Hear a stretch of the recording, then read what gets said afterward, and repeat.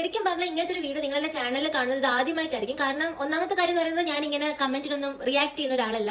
Negatives ഇഷ്ടം പോലെ വരാറുണ്ട്, പോസിറ്റീവ്സ് വരാറുണ്ട്. അതിനൊക്കെ ഞാൻ ജസ്റ്റ് റിപ്ലൈസ് കൊടുക്കും, അതല്ലാണ്ട് റിയാക്ട് ചെയ്യാറേ ഇല്ല, ഇന്നേ വരെയും ചെയ്തിട്ടില്ല.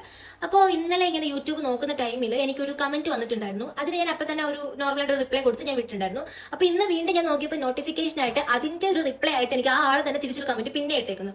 അപ്പോൾ കണ്ടപ്പോൾ എനിക്ക് 10 പറഞ്ഞില്ല എന്നുണ്ടെങ്കിൽ എനിക്കൊരു മനസമാധാനം വരത്തില്ല. അപ്പൊ അതുകൊണ്ടാണ് ഞാൻ ഇങ്ങനെ ഒരു വീഡിയോ ഇന്ന് ചെയ്യുന്നത്. അപ്പൊ അയാൾ പറഞ്ഞ ഒരു കമന്റും എന്റെ റിപ്ലൈയും കാര്യങ്ങളെല്ലാം ഞാൻ ഈ വീഡിയോയിൽ തന്നെ ആഡ് ചെയ്ത് കൊടുക്കാം.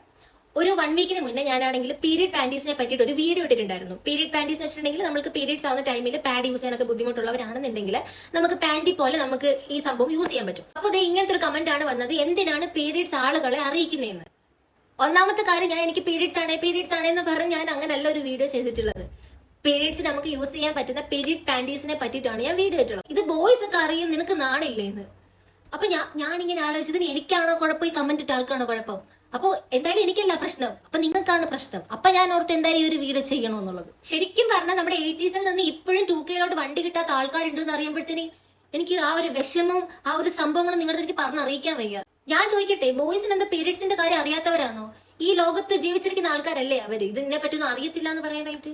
അല്ലെ തന്നെ ഈ പീരീഡ്സിന്റെ കാര്യം ബോയ്സ് അറിഞ്ഞാലുള്ള നാണക്കേട് എന്താ? ഇപ്പൊ ഈ കമന്റ് ഇട്ട ആൾക്കാണെന്നുണ്ടെങ്കിൽ വീട്ടിൽ അമ്മ കാണും, പെങ്ങന്മാര് കാണും, ഭാര്യ കാണും, കാമുകി കാണും, അല്ലെങ്കിൽ പെൺമക്കൾ കാണും. ഇവർക്ക് എല്ലാവർക്കും ഉള്ളൊരു സംഭവമാണ് ഈ പീരീഡ്സ്.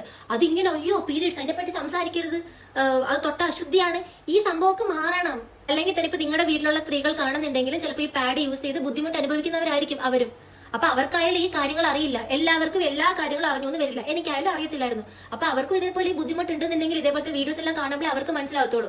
അങ്ങനെ എന്തെങ്കിലും പരസ്യങ്ങളോ ആഡുകളോ വീഡിയോയോ ഒക്കെ കണ്ടു കഴിഞ്ഞാലേ ആൾക്കാർക്ക് വേറൊരു സാധനത്തെ പറ്റി അറിയാൻ പറ്റത്തുള്ളൂ. ബോയ്സ് പറഞ്ഞ നാണക്കേടാവില്ല എന്ന് ചോദിക്കാനായിട്ട് ഇപ്പൊ ഒരു വീട്ടില് അമ്മയും മോനും ഉള്ളെന്ന് വെച്ചോ, അപ്പൊ ആ അമ്മയ്ക്ക് പീരീഡ്സ് ആയിക്കഴിഞ്ഞാൽ അമ്മയ്ക്ക് പോകാൻ പറ്റാത്തൊരു സാഹചര്യത്തിൽ മോന് തന്നെ പോയിട്ടൊരു പാഡ് മേടിക്കാൻ പറ്റുള്ളൂ. അതപ്പോ അയ്യോ എന്റെ കുഞ്ഞറിഞ്ഞ നാണക്കേടാ, എന്റെ മോൻ ഇതറിഞ്ഞ നാണക്കേടാ, അതുകൊണ്ട് ഞാൻ ഇത് പറയണമെന്ന് പറഞ്ഞിരിക്കാൻ പറ്റുമോ?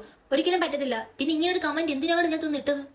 അപ്പൊ നിങ്ങൾ അറിയും ഞങ്ങൾക്ക് തോന്നിയ സാധനങ്ങളെല്ലാം വന്ന് ഞങ്ങൾ കമന്റ് ബോക്സിൽ ഇടുന്നു. അപ്പൊ ഇങ്ങനെ കമന്റ് ഒക്കെ ഇടുമ്പോഴത്തേനും എനിക്ക് ദഹിക്കാത്ത കാര്യങ്ങളാണെന്നുണ്ടെങ്കിൽ ഇങ്ങനത്തെ ഒരു വീഡിയോ ചെയ്ത് ഞാനും ഇടും. ഈ കമന്റ് ഇട്ട് നിങ്ങളുടെ വീട്ടിലാണെന്നുണ്ടെങ്കിൽ നിങ്ങളുടെ അമ്മയ്ക്കായാലും പെങ്ങന്മാർക്കായാലും ആർക്കായാലും ഉള്ളൊരു സംഭവമേ ഉള്ള ഇതങ്ങ് ഭയങ്കര കാര്യമാക്കിയിട്ട് ആവശ്യമൊന്നുമില്ല ശരിക്കും പറഞ്ഞാൽ. അപ്പൊ ചിലപ്പോൾ നിങ്ങൾ പറയാം എന്റെ അമ്മ എന്റെ വീട്ടുകാരൊന്നും ഇതേപോലെ ഒരു സോഷ്യൽ മീഡിയയിൽ വന്ന് ഞങ്ങൾക്ക് പീരീഡ്സ് ആയാലും ഞങ്ങൾ ഇതാ യൂസ് ചെയ്തതെന്ന് പറയാറില്ലെന്ന്. അമ്മയ്ക്ക് അതിന്റെ ആവശ്യമില്ല.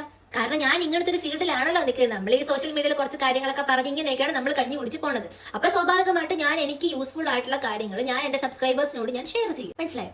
അപ്പൊ എനിക്ക് ഓക്കെ ആയിട്ടുള്ള കാര്യങ്ങൾ ഞാൻ എല്ലാ കാര്യങ്ങളും ഞാൻ വന്നെന്റെ യൂട്യൂബ് ചാനലിൽ പറയാറുണ്ട്. അപ്പൊ അതേപോലെ ഞാൻ ഓക്കെ ആയിട്ടുള്ള ഒരു കാര്യമാണ് ഞാൻ വന്നെന്റെ യൂട്യൂബ് ചാനലിൽ പറഞ്ഞത്. അതിന് സഹോദരന് ഇത്രയും വിഷമം തോന്നേണ്ട ആവശ്യം, അല്ലെങ്കിൽ അയ്യോ ആമ്പിള്ളേർ അറിഞ്ഞാൽ അങ്ങ് പോയി നാണമായി ഇങ്ങനെ തോന്നേണ്ട കാര്യമൊന്നും ഇല്ല അതിനകത്ത്.